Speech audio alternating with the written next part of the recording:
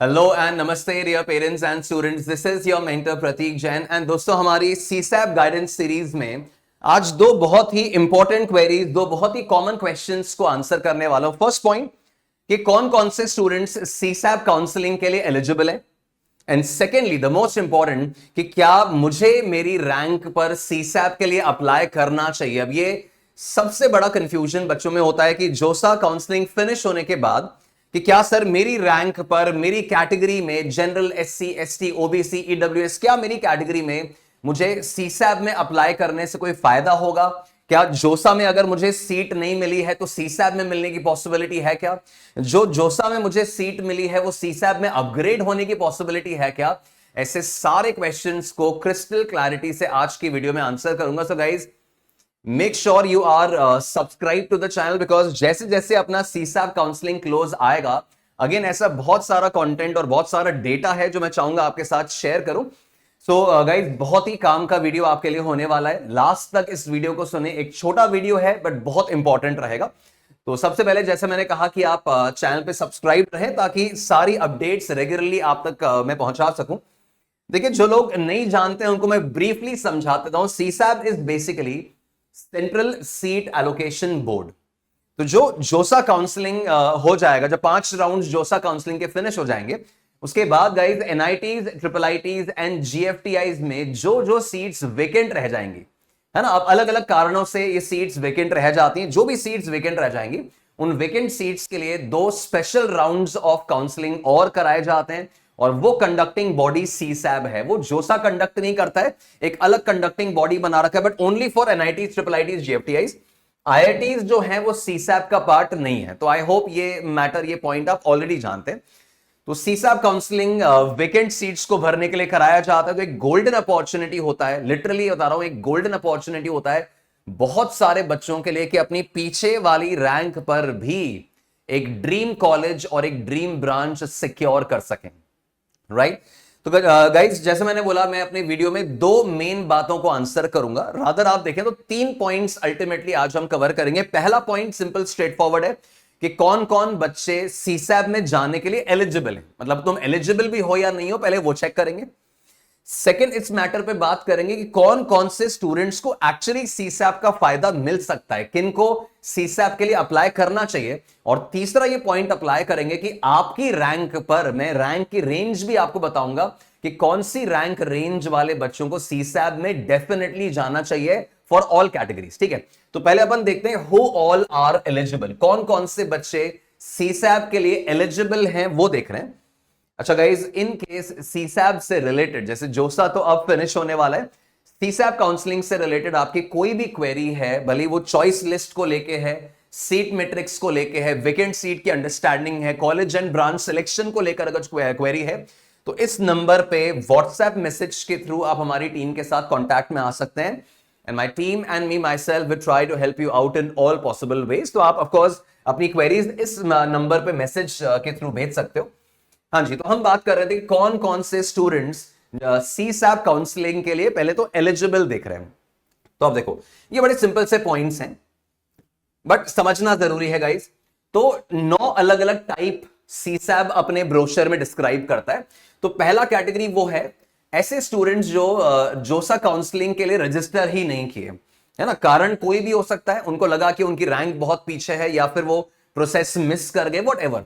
किसी भी कारण से अगर आपने जोसा के लिए रजिस्टर ही नहीं किया है तो भी आप सीसैप के लिए इंडिपेंडेंट रजिस्ट्रेशन कर सकते हो, पहली चीज। नाउ सेकेंड कैटेगरी, आपने जोसा में पार्टिसिपेट किया बट आपको कोई भी सीट एलोकेट नहीं हुआ। मान लीजिए आपकी all India rank general category में 75,000 थी, 80,000 थी, तो ऑफकोर्स काफी कम प्रोबेबिलिटी है कि आपको एनआईटीज या ट्रिपल आईटीज में कुछ भी एलोकेट हो।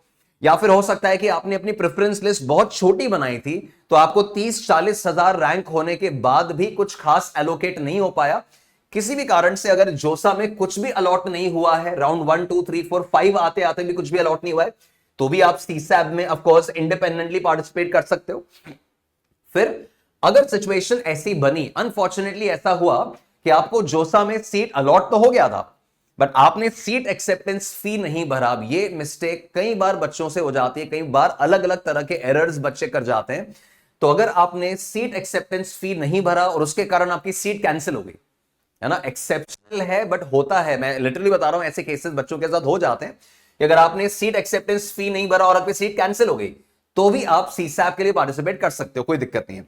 देन फर्दर अगर आपने वैलिडली प्रॉपर तरीके से एंड आते आते राउंड 4 राउंड 5 आते आते आपने एग्जिट ऑप्शन वहां पर ले लिया था जोसा काउंसलिंग में, अगर आपको लग रहा है कि यार मुझे जोसा काउंसलिंग से बाहर आना है, विलिंगली बाहर आना है, तो एक एग्जिट ऑप्शन वहां पे अवेलेबल होता है राउंड 4 में, तो वहां से अगर आपने एग्जिट लिया है तो भी आप सीसैप में पार्टिसिपेट कर सकते हो। देन टाइप 5 ध्यान से समझना, आपको आईआईटी में सीट अलॉट हो गई, है ना, जोसा काउंसलिंग में आपको आईआईटी में सीट अलॉट हो गई। अब लेटर बाद में राउंड 4 आते आते या तो आपने वो सीट विड्रॉ कर ली, या फिर आपका एडमिशन डॉक्यूमेंट्स या किसी और कारण के कारण कैंसिल हो गया, या फिर इवन भले आपने एडमिशन ले भी लिया, आपने आईआईटी में एडमिशन ले भी लिया है, तो भी आप एनआईटी प्लस सिस्टम के लिए, मतलब NIT, triple IT, GFTI, IST Shibpur, इन सब के लिए सीसैप में पार्टिसिपेट कर सकते हो। आईआईटी में जा चुके हो सकता है कि तुम्हारा आईआईटी बहुत पीछे वाले आईआईटी में, बिल्कुल पीछे वाली ब्रांच मिली है और आप बेटर कॉलेज, बेटर ब्रांच के लिए ट्राई करना चाहते हो, एलिजिबल हो बिल्कुल।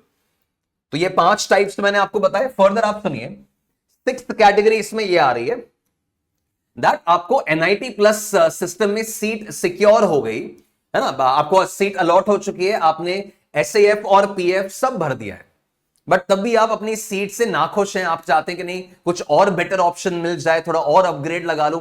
देखो आपने सारे रूल्स फॉलो किए, आपके डॉक्यूमेंट सबमिटेड हैं, एसएएफ पीएफ सब भर दिया है, तो भी आप सीसैप में पार्टिसिपेट कर सकते हो अपनी जोसा वाली सीट को अपग्रेड करने के लिए, है ना, तो वो ऑप्शन भी अवेलेबल है। देन फर्दर आपको एनआईटी प्लस सीट में, एनआईटी प्लस सिस्टम में सीट मिल गया, एनआईटी, ट्रिपल आईटी, जीएफटीआई में सीट मिल गया, बट बाद में आपने किसी कारण से विड्रॉ कर लिया, आपने एग्जिट कर लिया, आपने विड्रॉ कर लिया, तो भी आप सीसैप में अप्लाई कर सकते हो। फिर बेसिकली डॉक्यूमेंट वेरिफिकेशन की वजह से अगर आपकी सीट कैंसिल हो गई है तो भी प्रॉब्लम नहीं है, आप सीसैप में जब अप्लाई करेंगे तो डॉक्यूमेंट्स दोबारा से वेरीफाई होते हैं, तो आपका वो परमानेंट कैंसिल नहीं हुआ है। अगर यहां पे आपके डॉक्यूमेंट्स वेरीफाई नहीं हो पाए किसी भी कारण से, तो सीसैप में दोबारा से सक्सेसफुल वेरिफिकेशन करा सकते हो। और अगर आपका सीट एक्सेप्टेंस फी आपने भर दिया था, बट ये जो पीएएफ है, पार्शियल एडमिशन फी जो है, वो आप नहीं भर पाए थे राउंड 5 के बाद, और फिर आपका अगर सीट रिजेक्ट हो गया, आप कैंसिल कर दिए गए थे, तो भी आप सीसैप में जा पाएंगे। तो आप देखो इतना प्रॉपर फ्लेक्सिबिलिटी आपको मिला हुआ है कि अंडर ऑलमोस्ट ऑल कंडीशंस, अब तुम ब्लैक लिस्ट ही होगे तो अलग बात है, बाकी ऑलमोस्ट हर कंडीशन में आप सीसैप के लिए इंडिपेंडेंटली अप्लाई कर सकते हैं। ठीक है, तो ये तो बात हुई एलिजिबिलिटी, है ना, ये तो हमने सीखा कि कौन कौन बच्चे सीसैप के लिए अप्लाई कर सकते हैं। अब मेन बात आती है कि कौन कौन से बच्चों को सीसैप के लिए अप्लाई करना चाहिए। Now this is a very very crucial question. कई बार बच्चे इस अपॉर्चुनिटी को मिस कर जाते हैं, इग्नोर कर जाते हैं, एंड लिटरली उनसे पीछे वाली रैंक वाले बच्चे कई बार सीट सिक्योर कर लेते हैं। आप देखते रह जाओगे लिटरली, है ना, तो समझना इस पूरी कहानी को। तो कौन कौन से स्टूडेंट्स को अप्लाई करना चाहिए, राइट। पहली कैटेगरी वो बच्चे जिनको जोसा में कोई सीट मिला ही नहीं है, तो ऑब्वियसली उनके पास यार कोई भी रीजन नहीं है अननेसेसरीली निराश होने का। तुम्हारी रैंक अगर 1 लाख है, 1.5 लाख है जनरल कैटेगरी में, तो जोसा में तो कुछ भी मिलने वाला नहीं है। ओबीसी कैटेगरी में अगर 1.5 लाख, 1.25 लाख रैंक है, जोसा में कुछ भी अलॉट नहीं होगा। एससी कैटेगरी में अगर 3, 3.5 लाख रैंक है, जोसा में कुछ भी नहीं मिलेगा। तो अगर जोसा में आपको कुछ भी अलॉट नहीं हुआ है, बट मान के चलिए, ट्रस्ट मी गाइज, इतनी पीछे पीछे रैंक पर भी सीसैप में सीट अलॉट होने की पॉसिबिलिटी रहती है। यस, डेफिनेटली रहती है इन दीज 2 स्पेशल राउंड्स। तो अगर आपको जोसा में कुछ भी नहीं मिला है और आप प्राइवेट यूनिवर्सिटीज की तरफ नहीं जाना चाह रहे हो, आपके पास कोई बैकअप प्लान नहीं है, आप ड्रॉप नहीं लेना चाह रहे हैं, तो आपको सीसैप डेफिनेटली करना चाहिए। नाउ सेकंड कैटेगरी और कौन, ऐसे स्टूडेंट्स जो जिनको जोसा में एलोकेशन तो हुआ, उनको एक कॉलेज ब्रांच मिला, बट वो अपनी ब्रांच से हैप्पी नहीं है। राउंड 5 खत्म होते होते उनको मान लीजिए रैंक पीछे होने की वजह से, ऑब्वियसली रैंक पीछे होने की वजह से उनको civil, mechanical, production, metallurgy, mining, इस तरह की कोई ब्रांच मिली है जिसमें आपका इंटरेस्ट नहीं है। अब आपको लग रहा है कि मैं मेटलर्जी या लेट्स से माइनिंग या प्रोडक्शन नहीं पढ़ना चाहता हूं, बट अब मिला है जोसा में, वही मिला है। तो अगर आप अपनी ब्रांच अपग्रेड करना चाहते हो सकता है कि आप कॉलेज से हैप्पी हो कि सर मुझे कॉलेज ठीक ठाक मिल गया है, नॉर्थ ईस्ट का नहीं है, या फिर लेट्स से टीयर 3 नहीं है, जो मैं नहीं चाहता था वो कॉलेज तो नहीं है, बट ब्रांच बिल्कुल पीछे वाली है, तो ऐसे केस में ब्रांच अपग्रेड कराने के लिए भी सीसैब एक बहुत ही काम का ऑप्शन है और बहुत ही यूटिलिटी वाला पॉइंट रहेगा, तो डेफिनेटली आपको अप्लाई करना चाहिए।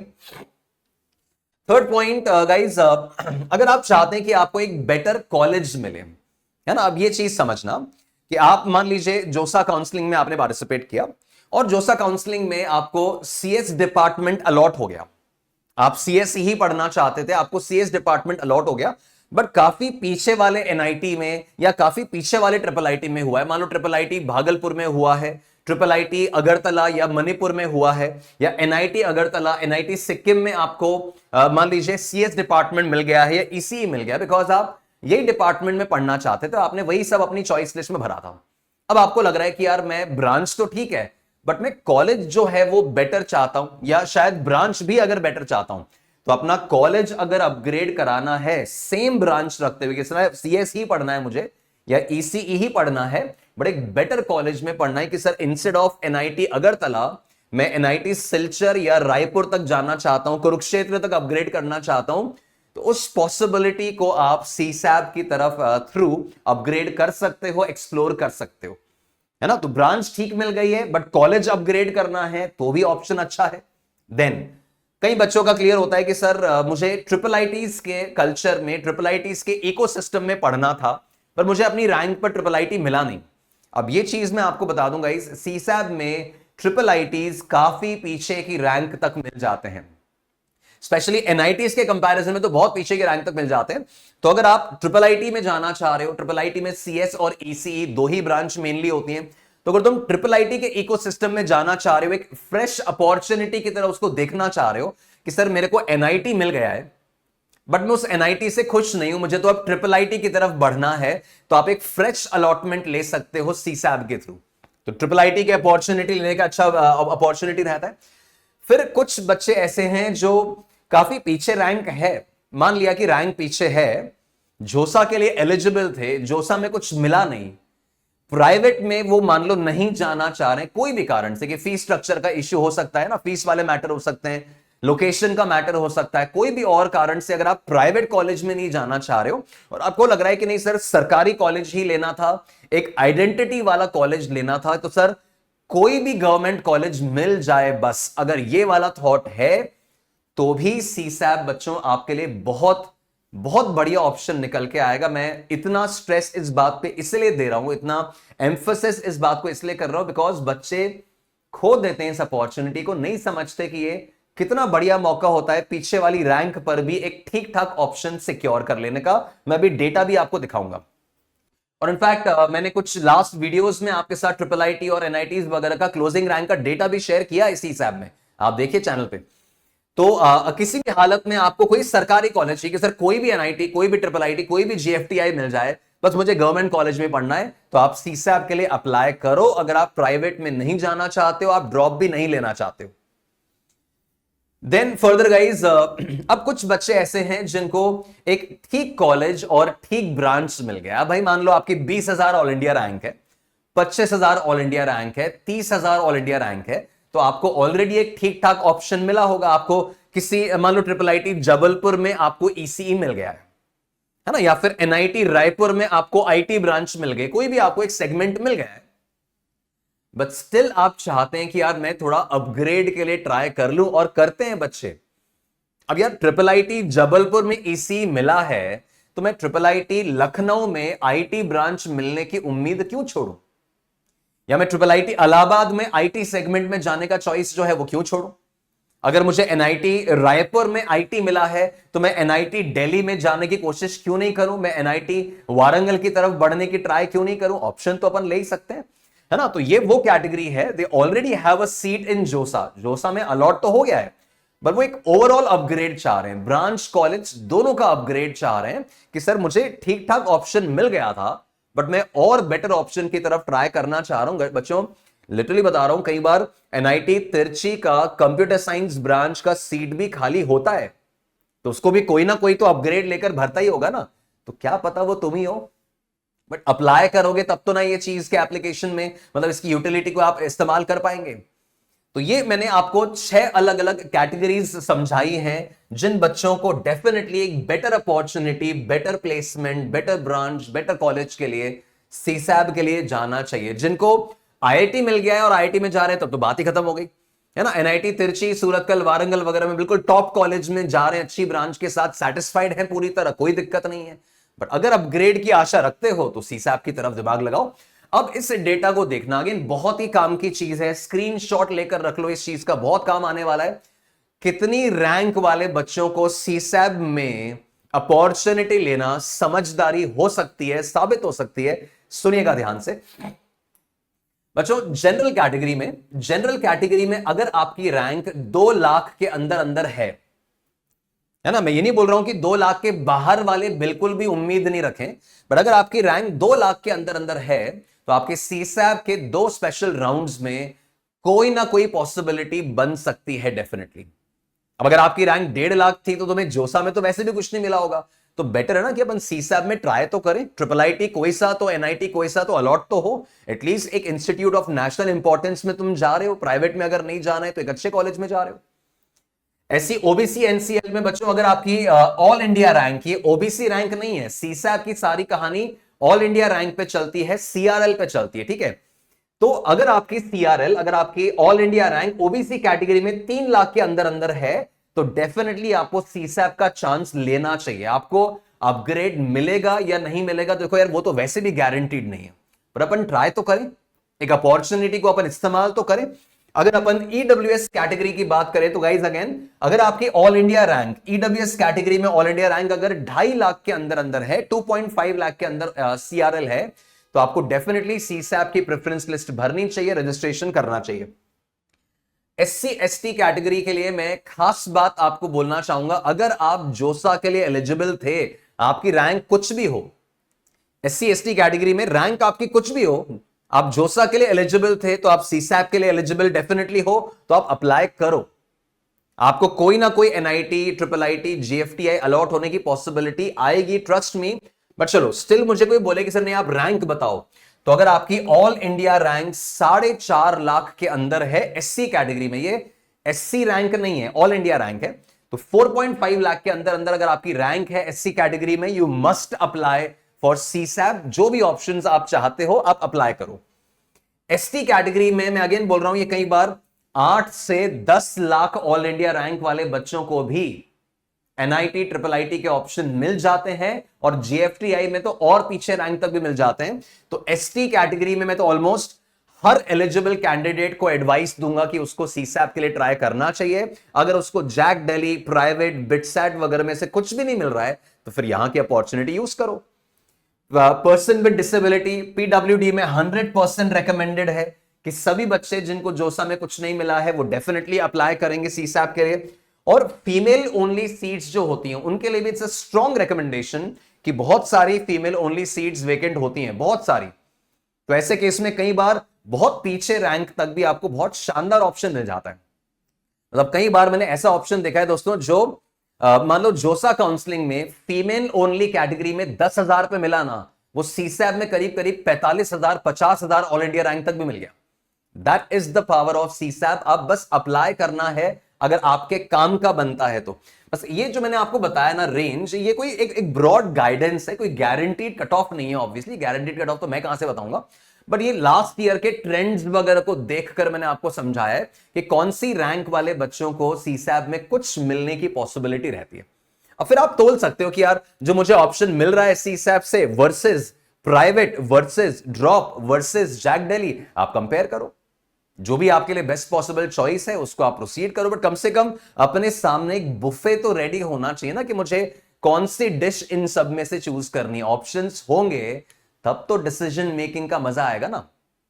ठीक है, तो आई होप बात समझ में आ गई होगी कि सीसैब किन बच्चों को ऑफ कोर्स पार्टिसिपेट करना चाहिए। स्टिल अगर आप कंफ्यूज्ड हैं, स्टिल अगर आपके कुछ क्वेरीज हैं, तो जैसे मैंने कहा था, जो नंबर नीचे आप देख पा रहे हैं, जो नंबर आप यहां पे देख पा रहे हैं, इस नंबर पे व्हाट्सएप मैसेज के थ्रू अपनी क्वेरी आप भेजिए। कॉल आप थोड़ा सा अवॉइड करें, मैसेज के थ्रू आप अपना क्वेरी यहां पे पोस्ट करें या फिर इस वीडियो के कमेंट में मेंशन कर दो। तो me and my team will try to answer all your queries. अपना सीआरएल शेयर करो, अपनी कैटेगरी शेयर करो, होम स्टेट बताओ, और अभी जोसा में क्या मिला है या नहीं मिला है वो डिटेल बताओ एंड गेट योर आंसर्स। ठीक है, right. So guys that was all for today. I hope आपको मैं क्लैरिटी दे पाया अबाउट सीसैप कि किन के लिए वो काम का है, किन के लिए यूजफुल नहीं है। एंड दोस्तों I wish you all the best for your career. आपके जो भी ड्रीम्स, आपके जो भी एस्पिरेशंस हैं, मेरी शुभकामनाएं कि वो सब फुलफिल हों। इसी तरह के बहुत इंफॉर्मेटिव सेगमेंट्स के साथ दोबारा नेक्स्ट वीडियो में अपन मिलेंगे। Till then stay blessed, thank you, God bless you.